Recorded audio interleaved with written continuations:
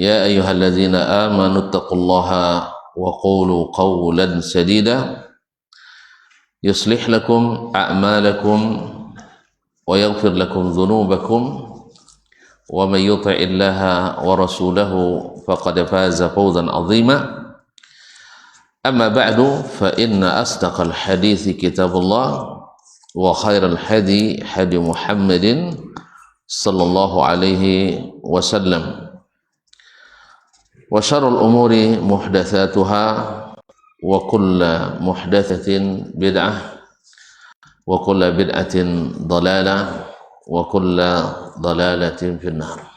Ma'asyiral kiram, Bapak dan Ibu-ibu kaum muslimin dan muslimat yang dirahmati Allah Subhanahu wa taala. Para alim ulama, tokoh adat, tokoh masyarakat, cerdik pandai yang hadir di Masjid Nurul Yaqin Muhammadiyah Pekanbaru ataupun yang menyaksikan melalui media dimanapun berada, alhamdulillah bertemunya kita di majelis ini adalah nikmat Allah Subhanahu wa taala. Apalagi sebelumnya kita mendirikan salah satu kebutuhan pokok kita yang menentukan arah dan nasib kita di dunia apalagi di akhirat kita. Yang pertama dihisab pada hari kiamat adalah salat kita, baik dia baik yang lain, rusak dia rusak yang lain. Dan yang paling berat bagi orang-orang munafikin adalah salat subuh dan isya. Makanya Allah berikan pula timbangan pahalanya paling berat. Siapa yang salat isya berjamaah seperti salat setengah malam, disambung dengan salat subuh berjamaah seperti salat sepanjang malam. Ini salat wajib. Oleh itu jangan sia-siakan, dan hadirnya kita itu adalah nikmat yang luar biasa. Karena dengan hadirnya salat berjamaah khususnya isya dan subuh menandakan iman kita bertambah. Karena lawannya yang tidak hadir imannya berkurang. Dan yang merasa ringan dan senang salat subuh berarti insya Allah imannya bertambah.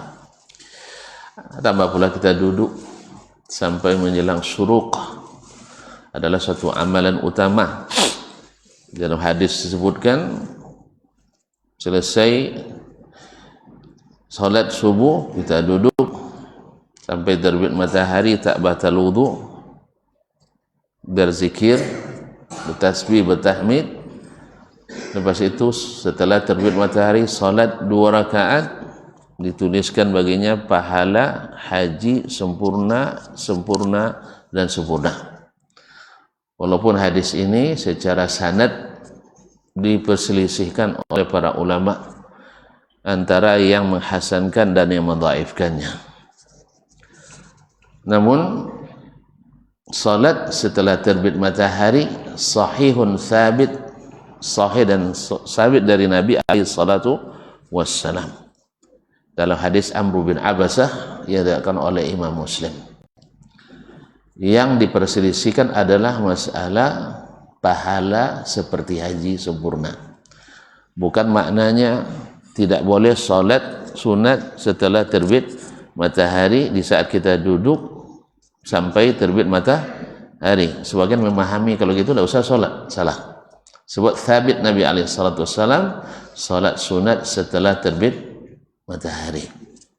Yang diperselisihkan sahih tidaknya adalah tentang pahala haji tadi. Jelas ya? Mudah-mudahan jangan sampai meninggalkan pula salat. Kadang-kadang tidak salat kita di sini setelah majelis ini ada sibuk di luar tak jadi salat.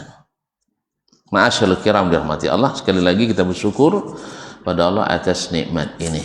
Salawat dan salam kepada Nabi alaihi salatu wassalam yang pada majelis ini dan majelis-majelis sebelumnya, mohon maaf agak berpanjang-panjang, karena mau salat itu semakin panjang semakin bikin kita senang. Maka kita gali dari segala yang diamalkan dan diwariskan dari Nabi, apa hikmah dan makna yang terkandung di dalamnya. Jadi biar lama-lama dikit ya, biar lama-lama dikit supaya kita masih tetap membicarakan yang terpenting dari amalan kita tadi, yaitu salat. Ma'asyir kiram dirahmati Allah, karena salat dengan memahami dan mengetahui keabsahan dan hikmah serta pelajaran dalamnya mesti lebih dinikmati dari salat yang hanya diketahui gerak-gerak asal selesai, apalagi istilah orang kita sekedar membayar hutang. Karena ada orang tua kita dulu salat itu membayar hutang. Kalau membayar hutang semakin cepat selesai semakin bagus, iya enggak? Betul ya? Nah, makanya dulu di awal-awal kita belajar dulu, kami termasuk di pondok dulu, solat maghrib tanpa ada solat sunat antara azan dan iqamah. Sebab apa? Alasannya maghrib waktu pendek, sahih. Namun awak ada jam tapi tidak pernah nengok dah. Padahal antara subuh dengan maghrib perbedaannya hanya lebih kurang 4 atau 5 menit saja. Ya, dibuktikan lagi dengan hadis Nabi. Nabi pernah salat maghrib rakaat pertama membaca surat Al-A'raf sampai sempurna. Surat Al-A'raf hanya 206 ayat. Kalau sempat kita buat macam mana ya? Banyak yang berdebat selepas salat nanti itu. Kalau sempat dibuat salat maghrib rakaat pertama baca surat Al-A'raf sampai selesai, kira-kira jemaah sampai enggak ngantuk, udah hilang. Banyak yang mufarakah. Makanya kalau nak praktekkan ini, walaupun setahun seumur hidup, sekali seumur hidup, harus disosialisasikan berbulan-bulan supaya tidak ada yang marah-marah selepas salat nanti. Ma'asyir kiram dirahmati, ternyata tidak pendek, waktunya lebih kurang sama. Yang kedua, keyakinan atau sebagian statement dari para guru kita, salat itu bayar hutang. Kalau ibaratnya bayar hutang, semakin cepat selesainya semakin senang kita. Tuan-tuan kalau ngantri di bank untuk bayar hutang nak cepat selesai, sahih? Iya enggak? Pasti nak cepat selesai. Semakin panjang antrian semakin pusing kita lihatnya. Tapi kalau sempat nunggu bonus,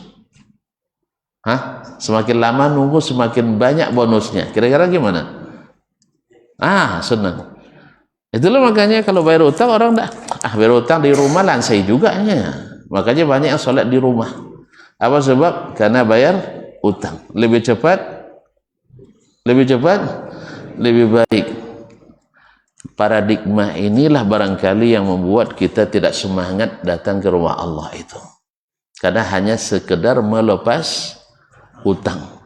Bapak cara hutang kan copek selesai, sebegitulah kita. Padahal orang-orang dulu salat itu baginya adalah nikmat, mencari pahala dan bonus sebanyak-banyaknya.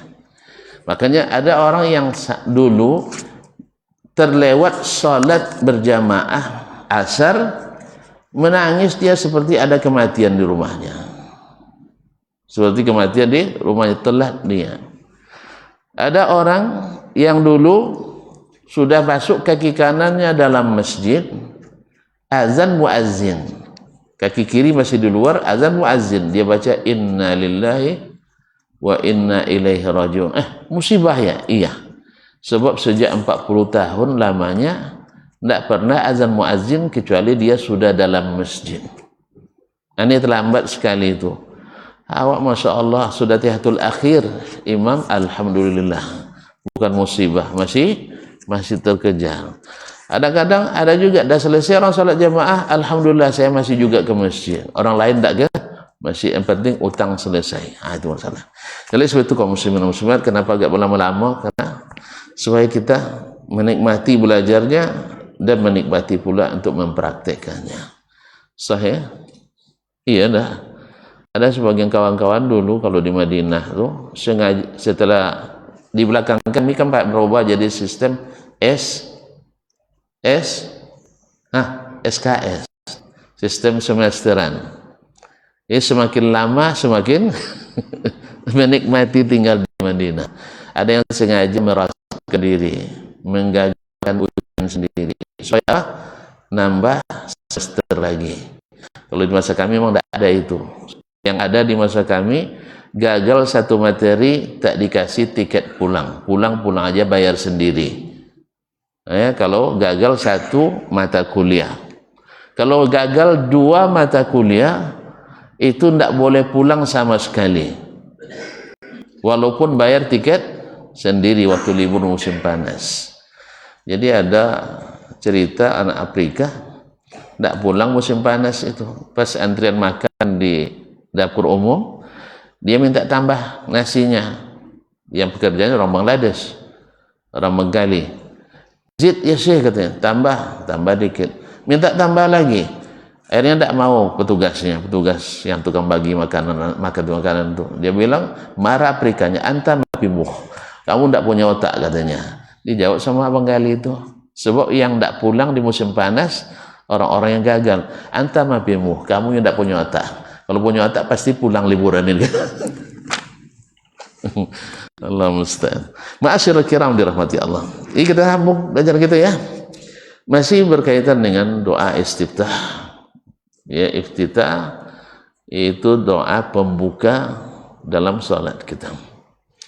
Sudah selesai doa yang sudah umum dibaca, khususnya di Persyarikatan Muhammadiyah, Allahumma ba'id baini wa baina khatayaya. Sekarang masuk pada yang kedua, yaitu setelah bertakbir membaca doa istiftah yang biasanya kita pendek, ternyata doanya dalam riwayatnya panjang, yaitu wajjahtu wajhiya lillazi fataras samawati wal arda hanifan muslimah wa ma ana minal musyrikin inna salati wa nusuki wa mahyaya wa mamati lillahi rabbil alamin la syarika lahu wa bidzalika umirtu wa ana awwalul muslimin. Tapi kita karena sudah belajar dari mazhab, biasanya dirubah jadi wa ana minal muslimin. Wa ana minal muslimin. Nanti kita jelaskan apa ada perubahan itu. Kemudian ada sambungannya, Allahumma antal malik la ilaha illa anta subhanaka wa ana abduk subhanaka wa bihamdik anta rabbi wa ana abduk zalamtu nafsi wa i'taraftu bi dhanbi faghfir li dhanbi jami'an innahu la yaghfiru dhunuba illa anta wahdini li ahsanil akhlaq la yahdi li ahsaniha illa anta wasrif anni sayyi'aha la yasrifu anni sayyi'aha illa anta labbaika wa sa'daik wal khairu kulluhu fi yadaik wasyarru laysa ilaik wal mahdi man hadait ana bika wa ilaik la manja wa la malja'a minka illa ilaik tabarakta wa ta'alait astaghfiruka wa atubu ilaik. Ini doa dibaca di salat fardu dan di salat sunat. Sebagian ulama mengkhususkannya untuk salat sunat saja, sehingga itulah sebabnya kenapa hanya sampai wa ana minal muslimin. Dan ini salah satu wallahu alam khilafu ma ruyah, berbeda dengan yang diriwayatkan, berbeda dengan yang diriwayatkan. Kalau kan adalah versinya seperti ini. Kalau kita bahasanya wajjahtu wajhiya lillazi fataras samawati wal arda hanifan muslimah wa ma ana minal musyrikin. Inna salati wa nusuki wa mahyaya wa mamati lillahi rabbil alamin la syarika lahu wa bidzalika umirtu wa ana minal muslimin. Riwayatnya wa ana awwalul muslimin. Kenapa dirubah oleh sebagian ulama lafaz ini? Karena mereka memahami kalimat awwalul muslimin bertentangan dengan kenyataan bahwa kita bukan orang pertama yang Islam. Sahih? Ada orang Islam sebelum kita? Ada. Maka oleh sebab itu sebagian menganggap itu bertentangan dengan kenyataan. Maka dirubah menjadi wa ana minal muslimin. Dan memang dalam ayat ada kalimat wa ana minal muslimin dan ada wa ana awwalul muslimin.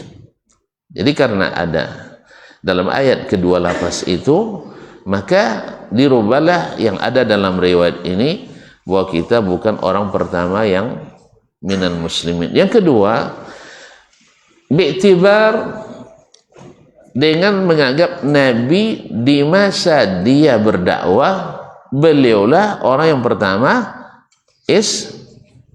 paham tak? Dilihat umat ini, maka dialah yang pertama masuk.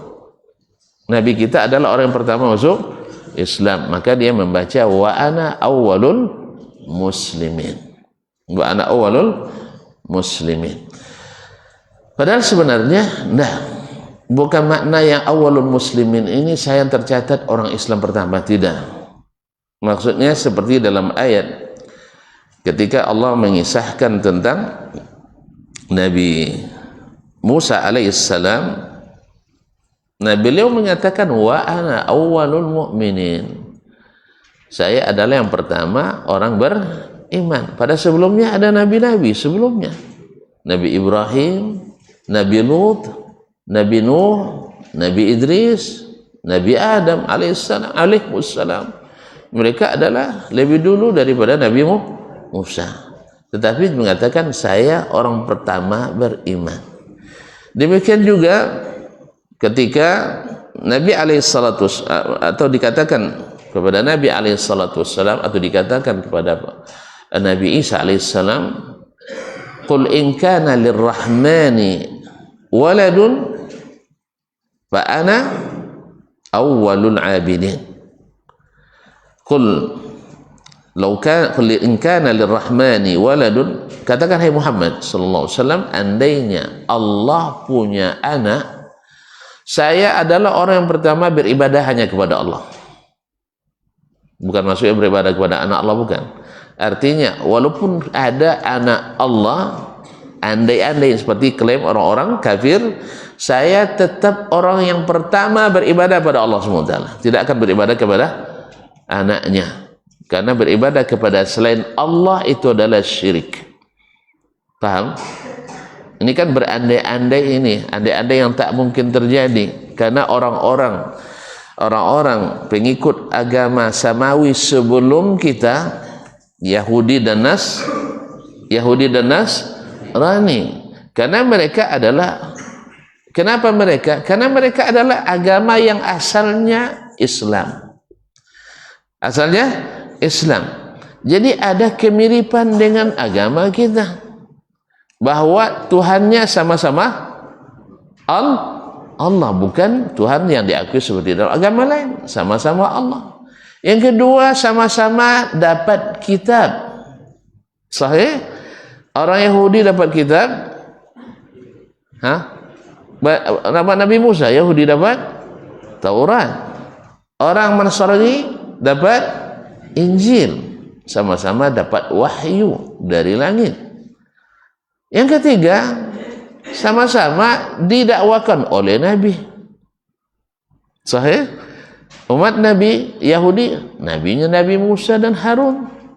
Umat Nasrani, nabinya adalah Nabi Isa ibn Maryam alaihi wassalam.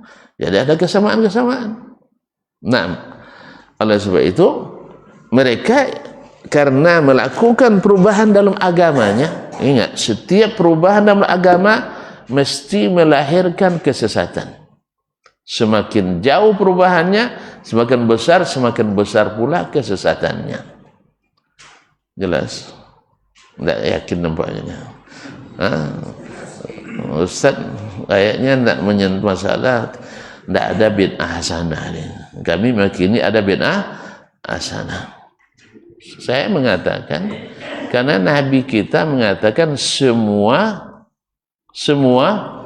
bid'ah itu adalah menyesatkan.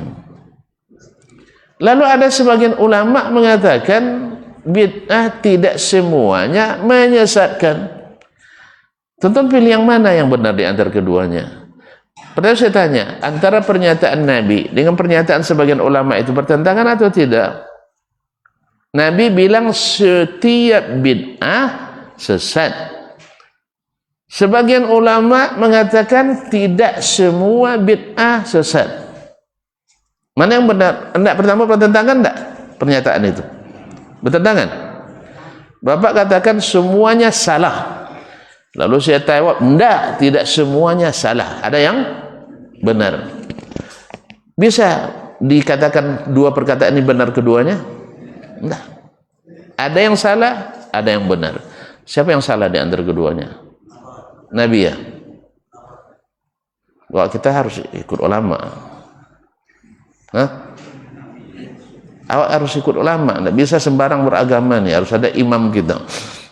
Nah, mana yang benar di antara itu? Pasti ungkapan Nabi alaihissalatu wassalam. Sebab kalau mengatakan dengan dalil laisa kullu bid'atin dhalalah, karena kullu itu tidak bersifat umum, maka akan ada nanti laisa kullu dhalalatin finnar. Karena orang akan mengklaim lagi kullu di situ juga umum, bukan setiap yang sesat masuk neraka. Berarti nanti orang berkeyakinan ada orang tersesat masuk surga.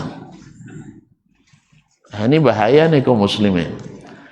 Tersesat masuk abang kau masuk surga? Sasik dan sasik masuk surga. Masuk dah. Orang sesat tak akan masuk surga kecuali dia dapat jalan yang benar atau Allah ampuni kesesatannya. Tapi tersesat masuk surga tidak ada cerita. Karena kullu bid'atin dhalalah wa kullu dhalalatin finnar. Kalau antum ada jaminan diampuni seperti Nabi, lakukanlah bid'ah itu. Tapi kalau seandainya antum tidak ada jaminan diampuni, silakan untuk tidak diikuti. Sebab pernyataan Nabi jelas, perkataan ulama atau sebagian kecil ulama itu jelas, dan maknanya tidak mungkin disatukan. Maka saya pilih perkataan Nabi sallallahu alaihi wasallam. Sekecil apapun bid'ah pasti bawa ke jalan sesat. Dan setiap sesat hukumnya masuk neraka. Itu tuan-tuan panitia neraka? Bukan. Berarti antum suka nyesat-nyesatkan orang? Tidak. Kita ibaratnya seperti pelang di tepi jalan. Hati-hati ada jurang. Sah? Tuh. Marah tuan-tuan, setiap orang bikin pelang itu ini menyesatkan orang ini. Karena menghukum orang masuk jurang. Enggak, lantung tuan-tuan cabut pelang itu, gitu ya. Dilarang membunyikan klakson. Dulu enggak ada sini sekolah saya bunyi klakson terus di sini. Tuan-tuan buang itu, enggak. Atau dia menghukum kita salah semuanya pakai klakson, juga tidak. Itu hanya peringatan supaya kita tidak melakukan. Oleh sebab itu, jangan tanya saya, berarti tak sianu sesat, Ustaz. Jangan tanya saya itu. Dan saya tidak inginkan pertanyaan itu. Tapi apakah amalan yang seperti ini salah atau bid'ah? Saya katakan iya. Tapi dia bagus, Ustaz. Tetap menyesatkan. Tetap menyesatkan. Karena yang bilang bagus siapa? Pelakunya. Bukan Allah dan Rasul. Agama kita agama samawi. Agama samawi. Apa makna samawi? Lalu puluh. Agama kan terbagi dua, satu samawi, satu ardi. Agama samawi turun dari atas. Pelajaran CD dulu, lupa tuan. Pelajaran CD dulu. Agama yang ada terbagi dua. Yang turun dari langit namanya samawi. Contohnya Yahudi, Nasrani, dan Islam. Sahih? Yang diakui di Indonesia Yahudi. Hah? Nasrani? Oh, Yahudi enggak? Serius ini. Banyak pemikiran Yahudi masuk di sini. Nasrani dan Islam. Sedangkan selain itu namanya agama ardi. Itu produk bumi. Kenapa agama kita samawi? Karena bahannya semuanya wahyu. Bahannya wahyu. Bahan aslinya wahyu yang diturunkan. Lalu orang bikin bid'ah hasanah. Bahannya wahyu atau pikiran Pak Wahyu? Hah? Pikiran Pak Wahyu. Berarti asli atau palsu? Palsu. Kalau palsu, diketahui dia palsu, ada nilainya? Ada nilainya? Enggak. Tapi orang tuh membuatnya, menyampulnya dengan sampul asli. Sahih? Iya, enggak ditulis di situ ikan segar, padahal ikan masin. Bungkusnya ikan segar. Isinya ikan masin. Artinya ini asli tapi palsu. Allah bisa ditipu?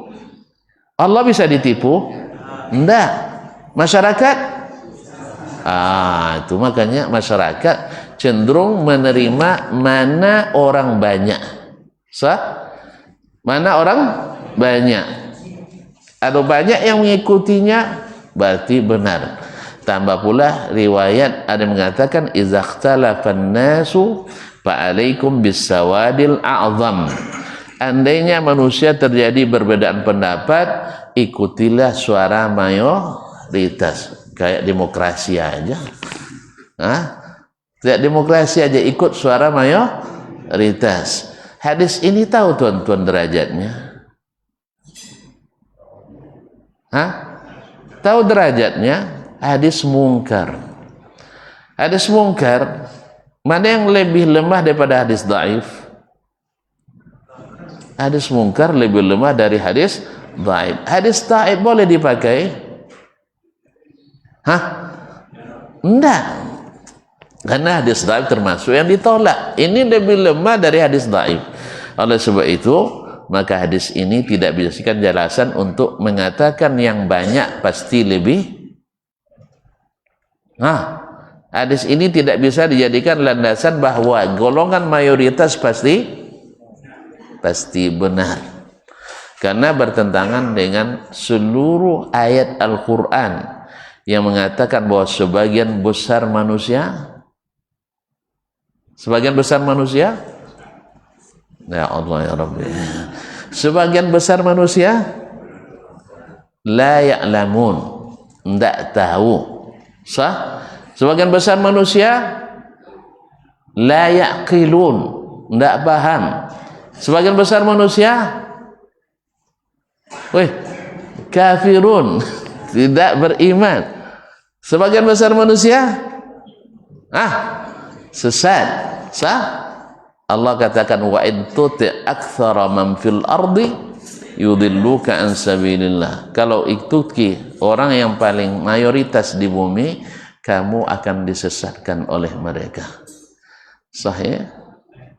Sebenarnya tidak payah dah tuan-tuan. Tidak payah dah untuk mendeteksi. Dari seluruh kita yang tinggal di lingkungan ini, yang serius belajar agama mayoritas atau minoritas? Pak RT mana? Mayoritas mengaji agamanya atau mayoritas tidak mengaji agamanya? Mayoritas ngaji. Mak sikit sekali orang tinggal di sini. Iya. Di Indonesia yang masuk pesantren mayoritas atau minoritas? Minoritas juga. Sahih? Hah? Kebanyakan tidak belajar agama kecuali hanya melalui ceramah, ceramah. Dapat titel nanti profesor doktor di bidang ilmu pertanian dan peternakan. Ya. Nah, pertanian dan peternakan.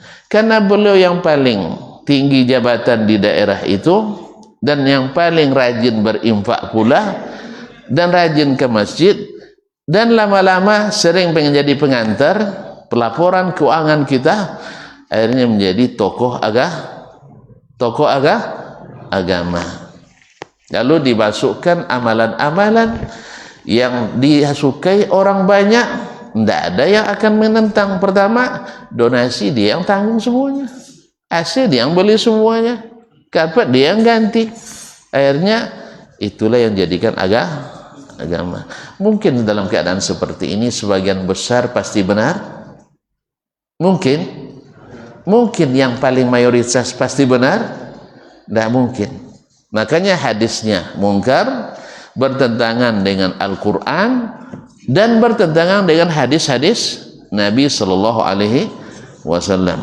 Umat ini akan terpecah menjadi 73. Yang sesat berapa? 72. Yang selamat berapa? 1. Mana yang banyak yang 1 daripada 72? Nah, yang sesat itu apa sebabnya? Karena sunnah ke atau bid'ah? Yang sesat itu ahli sunnah ke atau ahli bid'ah? Bid'ah hasanah atau bid'ah dhalalah?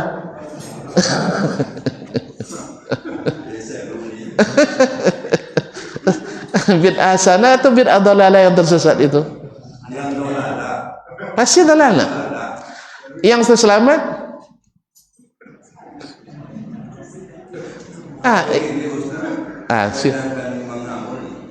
Silakan. Nah. Saya setuju kalau bid'ah itu yang tidak dibuat oleh Nabi, tapi yang dhalalah, yang kaitan dengan agama, memang neraka.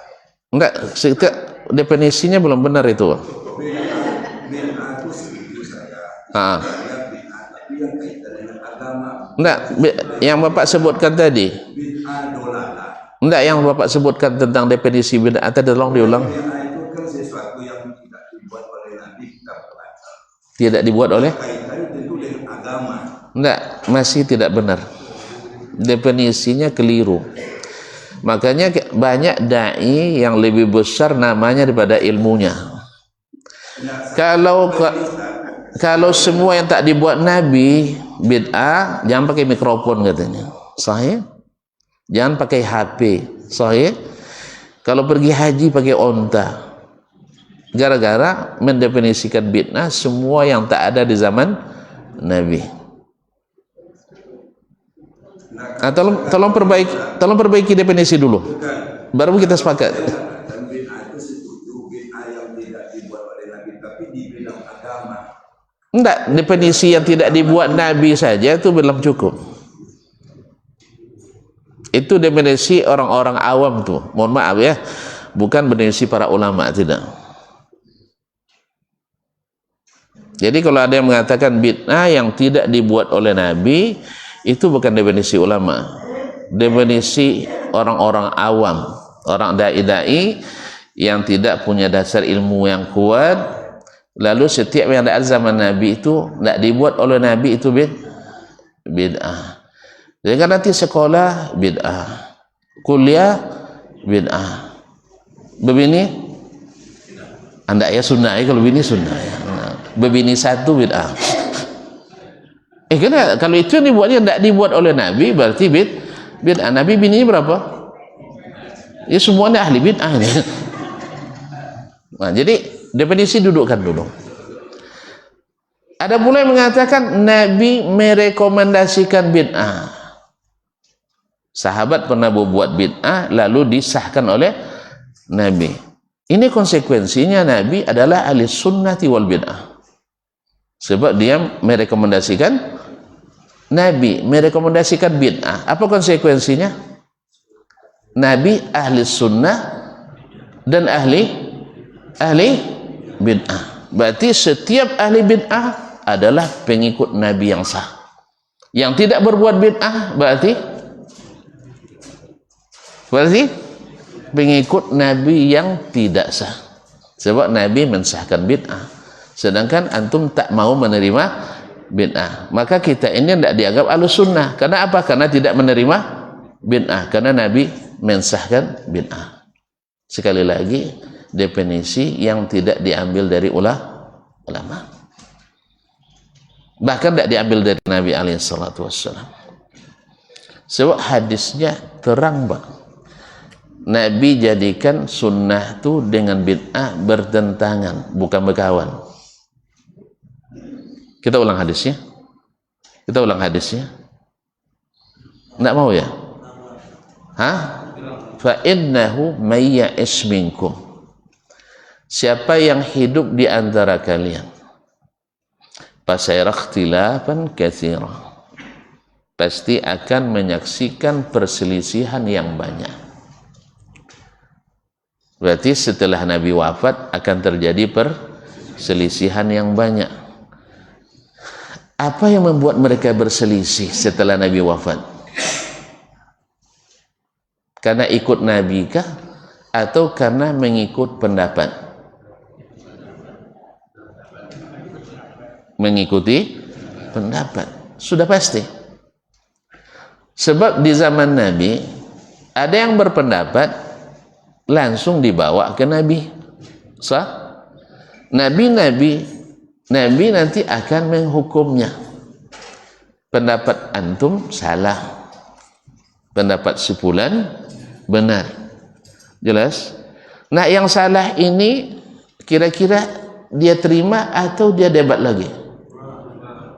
Ada enggak kisahnya sahabat disalahkan oleh Nabi? Oh, enggak bisa ada Nabi. Kita tidak bisa beragama pakai wahyu aja, Quran hadis tidak cukup dah. Harus pakai logika. Saya ahli logika kok. Ada sahabat yang seperti itu? Ada enggak? Kapan ada yang seperti itu? Generasi setelahnya. Kita tidak bisa hidup kayak zaman Nabi dah. Ngaji pakai gonto kita. Tidak bisa zaman Nabi, tidak bisa pakai HP kita. Tidak bisa hidup zaman Nabi, tidak pakai mikrofon kita. Tidak bisa zaman haji, jangan pakai AC. Tidak bisa zaman Nabi, sebab zaman Nabi tidak ada karpet. Sahih? Ini definisi orang awam semua, walaupun dai-dai besar mengisytiharkan ini. Karena apa? Mohon maaf, karena memang nama kadang lebih besar daripada ilmunya. Namanya lebih besar daripada ilmunya. Apa sebab cepat besar? Karena menyenangkan golongan terbesar. Menyenangkan golongan terbesar, mayoritas. Akhirnya besar dan pirang. Bukan itu definisi bid'ah. Nabi menjadikan bid'ah itu bertentangan dengan sunnah. Oleh sebab ketika kalian melihat perselisihan yang banyak, apa nasihat Nabi? Kalau terjadi perselisihan, apa nasihat Nabi? Tidak berubah dari perintah Allah. Allah perintahkan fa in tanaza'tum fi syai'in farudduhu ila Allah war rasul. Kalau berselisih, balikkan kepada firman Allah atau kepada sunnah Rasulullah sallallahu alaihi wasallam. Nabi juga ikut itu. Kalau kalian berselisih, fa alaikum bisunnati, maka ikutlah sunnahku wa sunnatil khulafa ar-rasyidina min ba'di, dan sunnahnya para khulafa ar-rasyidin setelahku. Kemudian wa iyyakum wa muhdatsatil umur, jauhi semua yang diada-adakan, semua yang diada-adakan. Karena fa inna kulla muhdatsatin bid'ah. Karena semua yang diada-adakan itu adalah bid'ah. Wa kullah bid'atin dhalalah. Semua bid'ah itu sesat. Sekarang pertanyaannya, yang membuat ikhtilaf kita sampai membentuk golongan-golongan beragama, apakah karena masalah, ini sampai kepada pernyataan Pak Ketua tadi, apakah karena permasalahan duniawi kah atau karena permasalahan ukhrawi? Permasalahan agama kah atau permasalahan dunia? Hah? Enggak, itu latar belakangnya.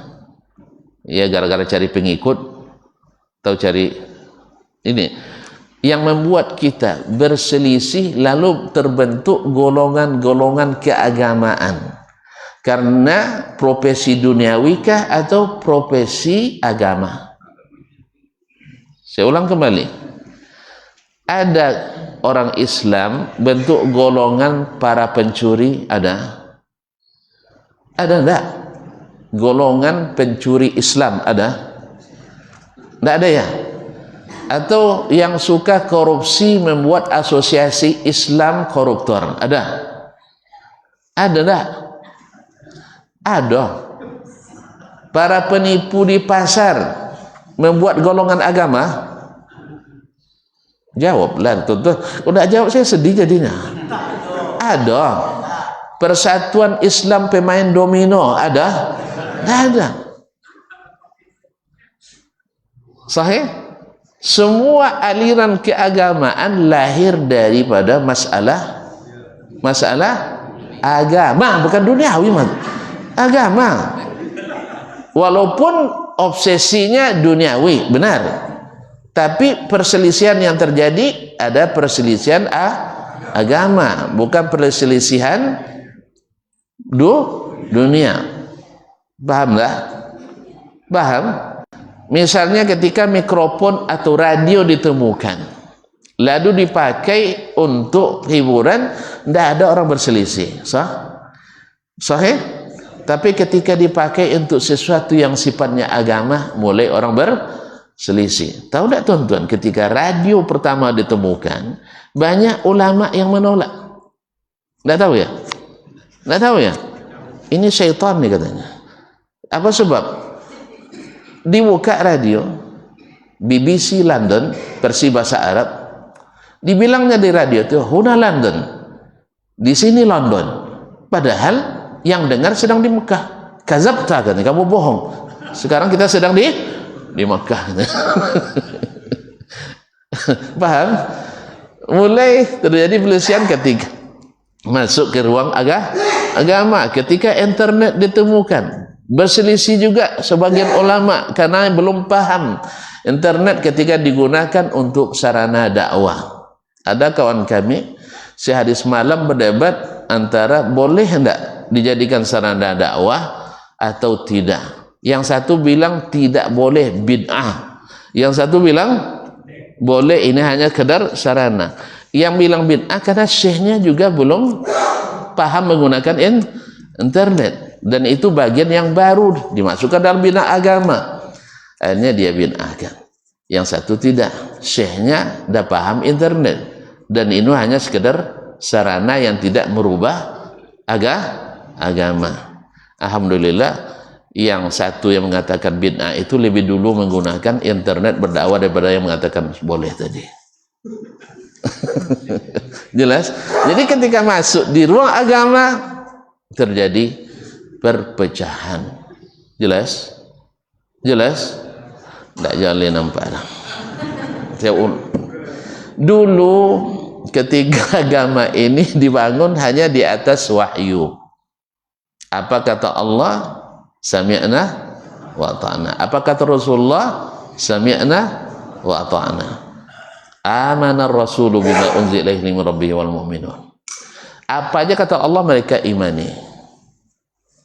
Lalu masuk Al-Mu'tazilah, berpikiran, mulai dia mempreteli dalil. bahwa semua pernyataan yang ada dalam Al-Quran dan hadis tidak sesuai dengan logika, tidak sesuai dengan logikanya, wajib ditolak. Wajib ditolak. Alasannya apa? Karena agama itu mesti ada alasan logisnya, dan mesti tidak ada sesuai dengan hikmah. Berarti tidak sesuai, ada alasan filosofis, karena filosofis itu mengkaji hikmah. Kemudian tidak didukung oleh kajian-kajian ilmiah, kan ada harus naskah akademis, kajian-kajian ilmiah. Tidak sesuai, ditolak. Nah, di situ mulai mereka menolak Al-Quran dan hadis, mengganti keyakinan. Allah katakan dia di atas. Logika dia tidak menerima. Sebab kalau di atas berarti berarah. Kalau berarah itu sifat makhluk. Jelas? Kemudian kalau di atas mesti bertempat menurut pikiran dia. Karena kalau bertempat berarti bukan Allah. Jelas? Akhirnya yang diikutinya pikirannya kah? Atau berita Al-Quran hadis nabinya? Pikirannya. Mulai lahir aliran keagamaan baru, namanya aliran Mu'tazilah. Dari aliran Mu'tazilah ini berkembang, ya, istilahnya ibarat suatu ilmu ada cabang-cabangnya. Lahir Jahmiyah yang lebih parah pula dari Mu'tazilah, tapi dasar pikirannya sama, bicara tentang sifat-sifat Allah. Maka ditolaklah semua sifat Allah yang tersebut dalam Al-Quran dan hadis, dan mereka mengatakan bahwa semua itu bersifat khayalan. Sampai langit saja yang 7 lapis, menurut mereka itu hanyalah batas pandangan. Jadi ke atas itu 7 kali batas pandangan manusia. Bukan ada langit, paham tak? Yang ada langit-langit gitu. Langit itu tidak ada, hanya batas jarak pandang saja. Jadi misalnya jarak pandang, kekuatan pandang manusia berapa kilo? Saya tidak tahu berapa, man? Yang kita kenalkan biasanya jarak pandang untuk pesawat mendarat atau tidak minimal kan 2000 meter, sah? Berarti masih terlihat ya 2000 meter. Antum berapa jarak pandang? Tidak pernah coba ya? Kayaknya di padang mahsyar aja baru bisa dicoba. Kalau di sini banyak penghalangnya. Artinya apa kaum muslimin muslimat dirahmati Allah? Jadi dia katakan itu hanya khayalan. Juga pendapat Mu'tazilah. Kalau Ahlussunnah pendapatnya gimana? Langit itu batas pandang aja? Hah? Di atas langit pertama ada Nabi. Nabi Adam. Kan ada Isra Mi'raj tapi tidak juga tahu lagi. Ya. Kayaknya memang tidak bisa sekali setahun nih Pak. Harus sirah setiap hari. Ya. Kalau sekali tahun tidak ada gunanya. Sekali sehari baca sirah. Nah, kalau sekali setahun tidak berguna. Jelas? Karena selain tak dicontohkan Nabi, juga tidak dicontohkan oleh para ulama dulu yang istiqamah. Ma'asyiral kiram yang dirahmati Allah. Di langit kedua ada Nabi, lupa lagi, Nabi Isa alaihissalam. Sampai ke langit kelima ada Nabi Musa, langit keenam ada Nabi Ibrahim. Kira-kira mereka itu tinggalnya di batas pandang saja? Enggak kan? Bukankah Nabi ketika masuk ke langit pertama mengetuk pintu? Sah? Ada pintunya? Ada kan? Taib. Lalu penjaga mengatakan, siapa yang mengetuk pintu? Katanya Jibril. Tanya lagi, siapa bersamamu? Namanya Muhammad. Sudah diutuskah atau belum? Katanya sudah. Kalau begitu dibolehkan masuk. Masya Allah, pas masuknya sudah jadi rasul atau belum? Kalau tidak jadi rasul, belum boleh masuk, walaupun kawannya Jibril. Oleh sebab itu, walaupun kawannya presiden, tidak boleh masuk sebenarnya. Ya, kalau menjalankan aturan. Jadi kaum muslimin dan muslimat dirahmati Allah. Berarti mulai terjadi penyimpangan. Lahir aliran Khawarij, mengafirkan orang dengan dosa besar.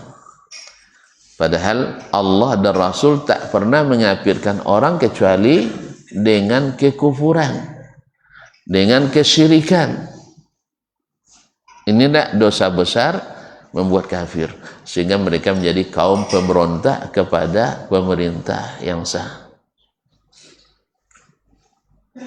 Memberontak.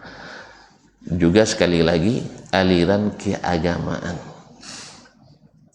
Berarti yang dilarang Nabi ikhtilaf itu adalah dalam agama.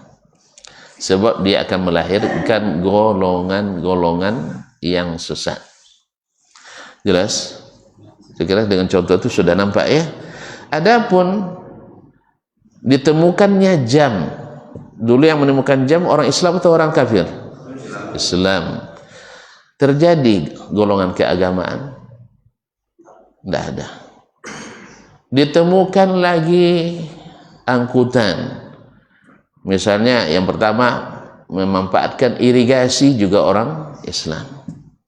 Tidak ada jurusan atau namanya golongan agama irigasi. Ada? Tidak ada. Kemudian ketika Abu Bakar Mansur membangun Baghdad dengan tata rapi lingkaran yang ditiru oleh siapa yang pemilik apa nih komputernya, siapa namanya? Yang paling kaya itu siapa namanya? Bill Gates. Markasnya mirip dengan kota Baghdad dulu. Dia yang tiru, bukan Baghdad yang niru dia. Jelas? Dan ditiru juga oleh Pentagon nampaknya. Tahu Pentagon? Tidak tahu juga ya. Apa itu? Departemen Pertahanan Amerika Serikat. Ditiru oleh mereka. Karena memang sistem yang dibangun Abu Ja'far bagus. Ada golongan kota berbentuk lingkaran dapat keagamaan? Ada menimbulkan ikhtilaf? Tidak. Berarti pahamlah kita, yang memecah umat ini adalah perselisihan dalam agama. Yang menyebabkan perselisihan itu adalah sunnah kah atau bid'ah? Jawablah. Sunnah apa bid'ah? Punya bukti apa tidak? Yang disalahkan itu bid'ah. Jangan sembarang menyalahkan. Apa buktinya bahwa yang bikin perselisihan, perpecahan itu bid'ah? Apa buktinya? Buktinya yang sunnah dijadikan wajib. Enggak, itu amalnya, aplikasinya. Bukti konkret bahwa bid'ah memecah belah, sunnah menyatukan.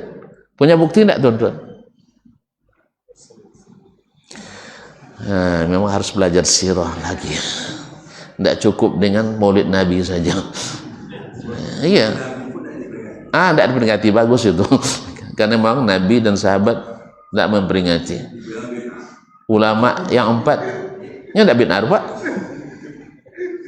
Nya tidak bid'ah. Ada mengatakan peringatan hari sejalan itu tidak perlu, tidak ada zaman Nabi. Terus?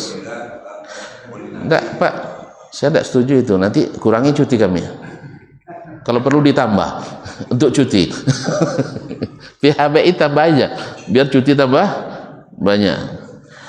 Tapi sepakat tidak kita mengatakan itu?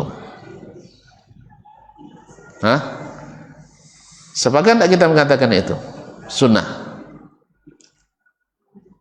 Pertanyaannya, sunnah atau tidak? Kok pada diam sih? Ada masing-masing perkataan, ada konsekuensinya. Yang jelas, sejak diperingatinya, mulai umat berselisih. Sahih? Catatlah, sejak zaman Nabi sampai zaman Syiah Fatimiyah di Mesir memperingatinya, sekitar tahun 300-an, 324 atau lebih kurang, saya lupa tahun pasnya, Pokoknya di abad keempat, Syiah Fatimiyah memperingatinya di Mesir. Sejak saat itu umat Islam tak pernah menikmati nyamannya datangnya bulan Rabiul Awal. Boleh berselisih. Nah, sahih. Imam Ahmad, Imam Abu Hanifah tak pernah berselisih datang 12 Rabiul Awal. Imam Malik tak pernah berselisih ketika datang 12 Rabiul Awal. Kapan boleh berselisih? Setelah Syiah memperingati pertama kali. Berarti perselisihan akibat bid'ah hasanah. Akibat bid'ah hasanah. Buktinya sahabat lewat tanggal 1 Muharram mereka sibuk nak mikirkan puasa. Sahih? Bukan sibuk memperingati tahun baru. Padahal Umar dia jadi khalifah, dia yang menetapkan tahun Hijriyah. Berapa lama Umar memerintah? Umar berapa lama memerintah? 10 tahun ya. Taib, ada dia memperingati? Enggak juga. Ada enggak sahabat berselisih setiap tanggal 1 Muharram? Enggak ada. Kapan mulai berselisih? Setelah diperingati. Isra Mi'raj, setiap datang bulan Rajab, enggak ada orang berselisih kecuali setelah diperingati. Oh, salah mereka, kenapa enggak mau katanya? Salah bapak, kenapa melakukan? Kan itu nanti yang melakukan menuduh yang salah, yang tidak melakukan, yang tidak melakukan menuduh yang melakukan. Tapi bukti menunjukkan sebelum diadakan tidak ada perselisihan. Sahih? Sahih? Tidak ada perselisihan. Kenapa terjadi perselisihan? Karena masalahnya masuk ruang agama. Betul lah Pak Ketua tadi. Karena dianggap bagian dari agama. Tapi Ustaz, Indo dari segi pendidikan, peringatan Hari Bahasa Islam itu kan sebenarnya pendidikan mengingatkan kembali pada anak atau generasi. Jazakallah khairan. Tapi di Singapura itu memang tidak ada, tapi di secara kemasyarakatan bermanfaat. Ya. Contoh Isra Maulid Nabi, kita kan mengaji sejarah Nabi, kita pulang kembali. Sahih. Saya setuju dengan manfaat itu. Semua alasan yang melestarikan bid'ah itu alasannya sama, manfaatnya.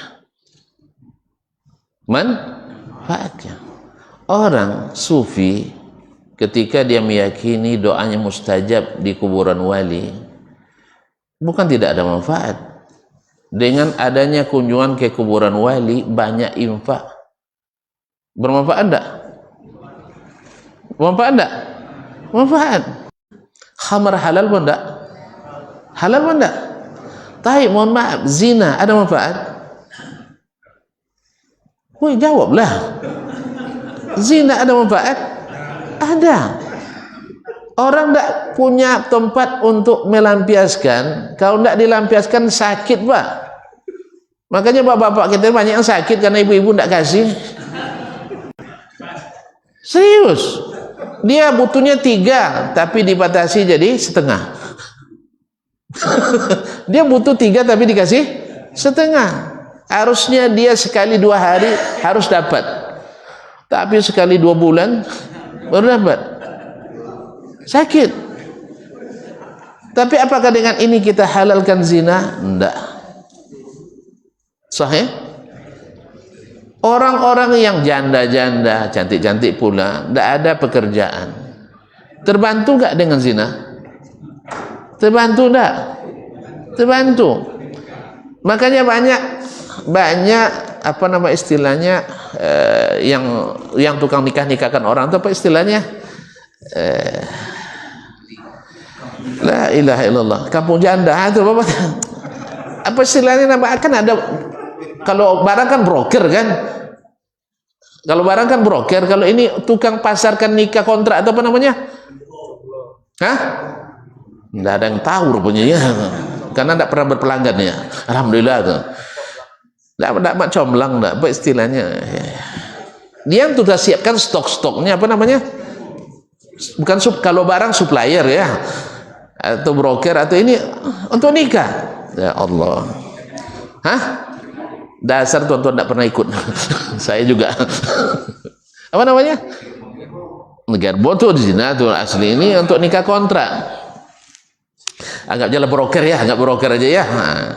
Penyiap jasa nikah kontrak. Itu banyak tuh. Yang paling laku di kalangan orang Arab. Dimanfaatkan istilah nikah misyar. Nikah misyar. Saya berkunjung ke satu negara, misalnya waktu 10 tahun atau 10 bulan lah ya. Saya menikah dengan warga setempat. Niat saya, ini tidak dibelapaskan. Niat saya nikah selama saya di sini, nanti selesai saya jatuhkan talak. Apa bedanya dengan mut'ah? Mut'ah disebutkan kita nikah hanya 10 bulan. Kalau ini tidak, rahasia dalam hatinya. Paham? Kalau yang pertama ijma' haram. Yang kedua terjadi khilaf. Yang rajih adalah tidak halal. Tapi sebagian memanfaatkan pendapat ulama yang membolehkan. Sehingga banyak pasaran itu di puncak Bogor. Nah, apakah itu halal? Halal. Ada manfaatnya? Banyak. Janda-janda ini punya sumber penghasilan. Ada yang datang sebulan, hidup dia menikah dengannya, setelah selesai kerjanya, bisnisnya, dek kita cerai ya, nanti sampai iddahnya nikah lagi dengan yang lain. Akhirnya kalau yang namanya orang Arab ini, mohon maaf ya, harus diakui orang Arab itu lebih pemurah dari orang kita. Sahih? Sahih? Enggak percaya tuntut dia. Orang Arab lebih pemurah dari kita. Enggak percaya? Sangat percaya. Perlu bukti juga tuntut. Zaman sekarang zaman bukti. Oke. Orang kita bangun perumahan, developernya bangun masjid atau tidak? Serius ini? Bangun masjid apa enggak? Enggak. Jarang. Kecuali memang yang sudah ngaji ya lah. Sahih? Hukum asalnya tidak. Kalau orang sana enggak. Belum ada rumah yang dibangun, masjid megah sudah ada. Lengkap. Dengan karpetnya, dengan AC-nya. Dengan imamnya sekalian. Ada developer di sini kayak gitu. Hitung jari. Adonya. Oh, masa ada ado? Adonya. Yang kebanyakan dah runtuh semua perumahan, masjid belum berdiri. Sahih? Nah, itu karena pemurahan atau karena kedekutnya?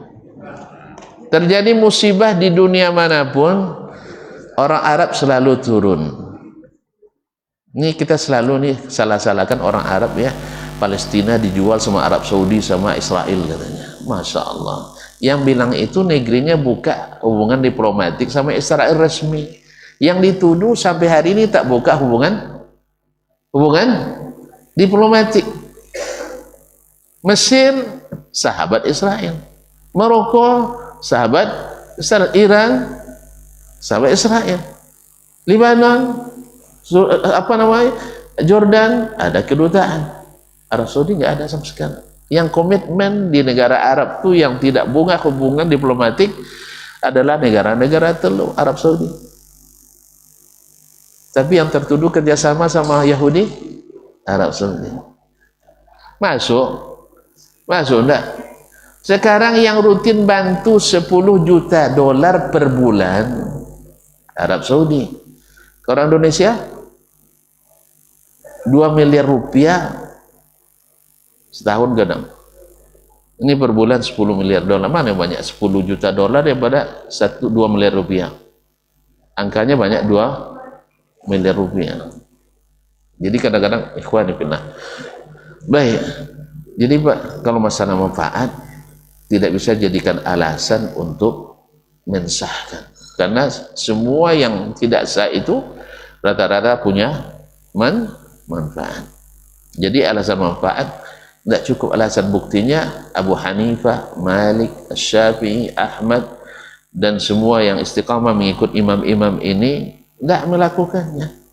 Bahkan tercatat pernah melakukan Syiah. Soal manfaat saya tidak nafikan. Soal ikut memperingati saya juga pernah sering dulu. Sekarang orang tidak mau lagi undang saya. Kalau diundang saya akan ikut. Ya, di negeri yang tak masuk dakwah ke situ, diundang saya datang. Tapi kalau yang di pekan-pekan tidak usah lah, karena jadwal sudah penuh memang. Sering ditelepon, Ustaz bisa hari apa Pak? Senin keberapa? Senin ketiga. Oh saya di Parit Indah. Senin ke-1 lah Ustaz. Ke-1 saya di Air Tiris. Senin kedua, oh saya di Abdurrahman bin Auf. Selasa Ustaz juga penuh. Rabu Ustaz penuh juga. Kecuali di atas jam 11 malam. Kalau siang gimana? Jam berapa? Jam 10. Hari apa? Rabu saya penuh ngajar. Jadi bukan itu. Masalah manfaat saya tidak nafikan. Tapi masalahnya syar'i atau tidak menjadi perselisihan yang berkepanjangan. Kapan terjadi perselisihan? Setelah diadakan. Sebelumnya tidak. Berarti kalau gitu balik ke hadis Nabi tadi, balik ke sunnahku dan sunnah para khulafa ar-rasyidin. Tapi apakah yang melakukan otomatis masuk neraka itu bukan urusan kita Pak. Masuk surga neraka itu bukan, tidak ada di tangan kita. Jadi salah paham. Kalian panitia neraka, oh na'udzubillah, ada panitia yang sudah disusun. Panitia neraka sudah disusun. Sahih? Tidak ada dari unsur manusia, yang ada dari unsur malaikat saja. Sahih? Nah, itu maksud saya bahwa bid'ah itu seperti kata beliau tadi, kalau dibandingkan bagian dari agama. Dan semua bid'ah selalu mengundang perselisihan. Semua bid'ah mengundang perselisihan. Oh, ada juga sunnah yang mengundang perselisihan Ustaz, tapi tidak membentuk aliran. Tidak membentuk aliran. Orang boleh saja menafsirkan hadis dengan tafsir yang berbeda, tapi tidak membentuk aliran. Tapi kalau tafsirnya menyimpang, pasti buat penyimpangan dalam agama. Jelas? Bahkan kadang-kadang hadis bisa jadi bahan untuk bid'ah. Bisa jadi bahan untuk bid'ah. Karena memang lahir dari orang bid'ah, ahli bid'ah. Tapi ini malah tidak jadi selesai kita. Gara-gara kalimat wa ana awwalul muslimin. Jadi makna awwalul muslimin adalah saya cepat menyatakan diri beriman. Bukan maknanya saya yang pertama beriman, tidak. Jadi ibaratnya kita sering mengatakan saya yang pertama dulu di sini ini ngaji katanya. Maksudnya pertama itu paling cepat ngaji. Dan itu dalam bahasa Arab, bahasa kita, bahasa manapun ada istilah saya orang pertama. Padahal dia bukan orang yang pertama. Dan itu untuk menunjukkan cepatnya dia menerima. Wabillahi taufik. Insyaallah kita sambung besok aja. Ya. Sekira udah jawab Pak Ketua ya? Silakan. Saya waktu SD tahun 60. Masya Allah. Di Muhammadiyah, tapi 70 ke atas baru kita yang sebutnya Lomba baik. Oh, itu. Bagaimana kami yang sudah terlanjur, kami rawatan dan sudah wajah dan seterusnya. Alhamdulillah. Sodo masuk. Semuanya masuk. Semua masuk. Kabiran. Saya masih pakai juga, Pak. Maksudnya tadi kan kalau di Muhammadiyah memang tahun 70 ke atas itu susah. Siap. Tapi semasa saya di SD akan diturun dulu, masih di surau kabiron. Kabiran. Ada yang kabiron tak kawan. Bagaimana? Apa takut? Yang memakai kabiron tak. Iya, kenapa takut? Nya ndak baca pun iftitah sah salatnya.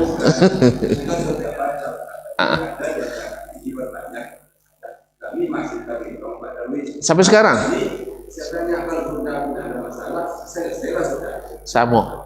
Kalau itu abo di Darun dulu kabiron juga. Kini masih kabiron pakai jo, Allah babait pakai jo. Karena jadi jangan risau. Semuanya tabit dari Nabi alaihi salatu wassalam. Walhamdulillah. Jazakallah khairan. Terima kasih. Ini mohon maaf Saya kira apa dengan penjelasan itu jelas bahwasanya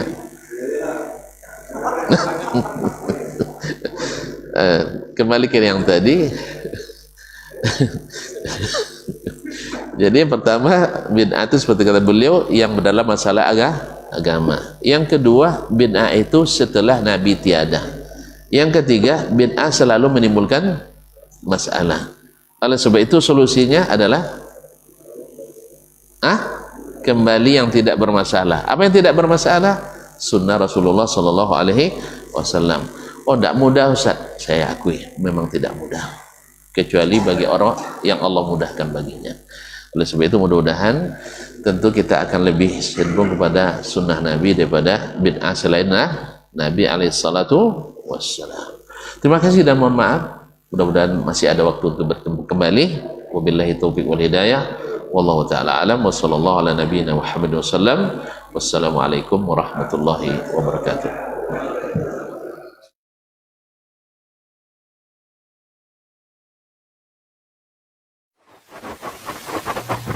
Barometer amal kita saleh tak salehnya di salat kita. Bila salat kita ikhlas dan sesuai dengan sunnah Nabi SAW, maka insya Allah amalan yang lain mengikuti. Ini aktivitas ini membantu saya di akhirat atau akan menyulitkan saya di akhirat. Kalau seandainya perbuatan itu ternyata akan menyulitkan kita di akhirat kelak, tinggalkan perbuatan itu. Anta ni'mal jund. Kamu adalah sebaik-baik prajurit. Coba lihat.